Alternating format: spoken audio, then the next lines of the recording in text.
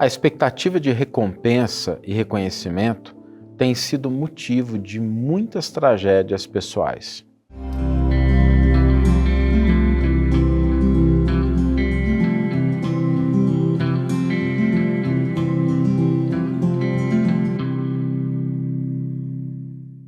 Olá, meus amigos, olá, minhas amigas, sejam todos muito bem-vindos a mais um episódio do programa Reflexões com Emmanuel. E hoje nós vamos refletir sobre uma situação que você pode ter encontrado no seu cotidiano e talvez até tenha vivenciado essa situação. Sabe aquela pessoa que começa a se dedicar a algum aspecto da espiritualidade, começa a se vincular a uma determinada obra de assistência ou alguma atividade de divulgação, aquela pessoa que durante um certo tempo se dedica efetivamente a fazer algo de útil, de importante ao semelhante e de repente nós pegamos essa pessoa com uma conduta completamente equivocada, uma conduta incompatível com aquilo que a pessoa pregava, com o que ela ensinava ou com o que ela fazia antes. Às vezes nós encontramos essa situação, que é uma situação muito triste, mas ela às vezes ocorre. Ou então, sabe aquela pessoa que se dedica, que é uma boa pessoa, que ajuda o semelhante,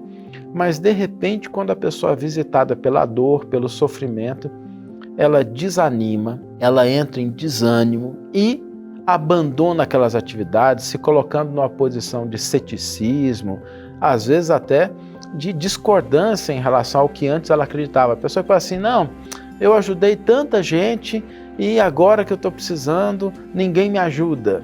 Ou então, poxa, fiz tanta coisa boa e Deus não me protegeu dessa tragédia, desse acontecimento ruim.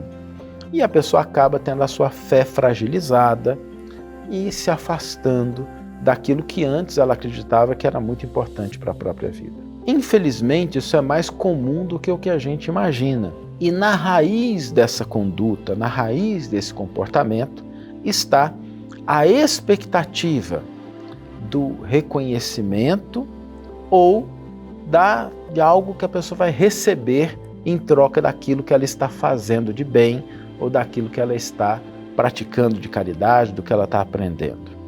Ou seja, a expectativa da recompensa ou do reconhecimento estão na raiz dessas que eu considero verdadeiras tragédias, porque a pessoa estava num bom caminho, estava numa boa estrada e de repente ela deliberadamente muda completamente o rumo da sua vida. Essa expectativa, ela surge porque algumas vezes nós acreditamos que existe uma certa forma de barganhar com Deus. Ou seja, se a gente faz alguma coisa de bom, significa que Deus tem a obrigação de restituir algo de bom para a gente ou de prevenir, de evitar que algo de ruim aconteça nas nossas vidas. E muito embora isso possa acontecer, o que acontece aí é que nós temos uma visão equivocada desse tipo de experiência de dor, de sofrimento que chega na vida de todos nós. Se a gente pegar o próprio exemplo do Cristo, quem mais justo, quem mais bondoso, quem mais influenciou a humanidade de maneira positiva. E mesmo assim, isso não evitou que Jesus fosse crucificado. Não evitou que ele sofresse o escárnio de muitas pessoas. Não evitou que ele fosse incompreendido. Não evitou que ele também enfrentasse situações do cotidiano que nós passamos, guardadas as devidas proporções, obviamente, e que muitas vezes nos fragilizam a fé. A questão é que nós não podemos vincular a ausência desse tipo de experiência como sendo a recompensa por aquilo que a gente faz de bem. Porque muitas vezes o mal que nos aflige tem uma lição a nos ensinar que de outra forma nós não aprenderíamos. Aquela circunstância que a gente enxerga como dolorosa pode se revelar lá na frente como algo importante para o nosso fortalecimento, para o nosso crescimento. Às vezes, quando a gente é vitimado da incompreensão, quando a gente é vitimado pela insensatez, aquilo é uma oportunidade que nós temos de contribuir com alguém ou de fortalecer as nossas próprias convicções. E eu estou dando aqui só alguns exemplos, para que a gente não caia no raciocínio simplista de acreditar que, porque nós fazemos coisas boas, porque a gente se vincula a um trabalho de assistência, porque a gente busca espiritualidade, nenhuma experiência desafiadora, problemática vai acontecer na nossa vida. Quando a gente é tomado por essa ilusão, é porque a gente está barganhando com Deus, a gente está na expectativa da recompensa ou do reconhecimento. A gente olha assim, mas como é que uma coisa ruim pode acontecer com uma pessoa tão boa assim? E a gente precisa ter um pouco mais de maturidade para analisar essas experiências. Nós não podemos tomar a nossa vida de maneira simplista.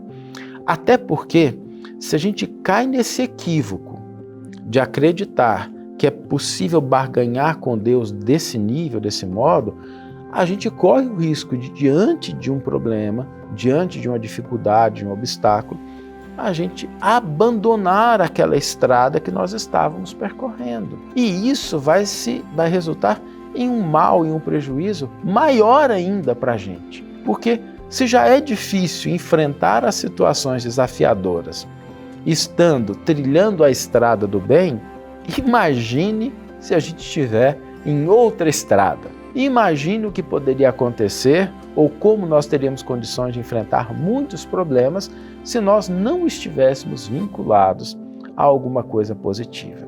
Por isso, se a gente se vinculou a algum nível de crescimento espiritual, de progresso, de desenvolvimento, de aperfeiçoamento, e vieram experiências negativas, não vamos tomar isso como sendo um descaso ou um desprezo da divindade da vida para com a gente, mas sim com um convite a que nós nos fortaleçamos nessa estrada e a gente não abandone as boas obras, os bons pensamentos, as posturas de caridade, de amor e de paz. Porque se nós o fizermos, nós vamos alargar, ampliar o volume de problemas que a gente vai depositar sobre a nossa própria vida. Vamos ler agora a íntegra do versículo e do comentário que inspiraram a nossa reflexão. O versículo está na carta de Paulo de Tarso, endereçada aos Gálatas, capítulo 3, versículo 3, e nos diz: Sois tão insensatos que, tendo começado como espírito, agora acabais na carne? Emmanuel intitula o seu comentário Contra a insensatez. Um dos maiores desastres no caminho dos discípulos é a falsa compreensão com que iniciam o esforço na região superior, marchando em sentido inverso para os círculos da inferioridade. Dão assim a ideia de homens que partissem à procura de ouro, contentando-se em seguida com a lama do charco. Semelhantes fracassos se fazem comuns nos vários setores do pensamento religioso.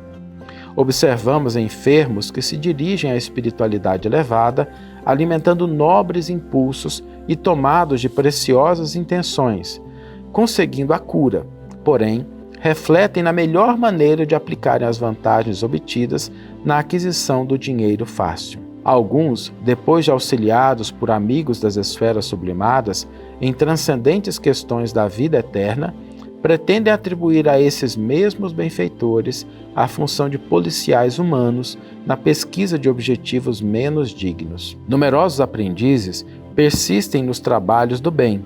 Contudo, eis que aparecem horas menos favoráveis e se entregam inertes ao desalento, reclamando prêmio aos minguados anos terrestres em que tentaram servir na lavoura do Mestre Divino e plenamente despreocupados dos períodos multimilenários em que temos sido servidos pelo Senhor. Tais anomalias espirituais que perturbam consideravelmente o esforço dos discípulos procedem dos filtros venenosos compostos pelos pruridos de recompensa.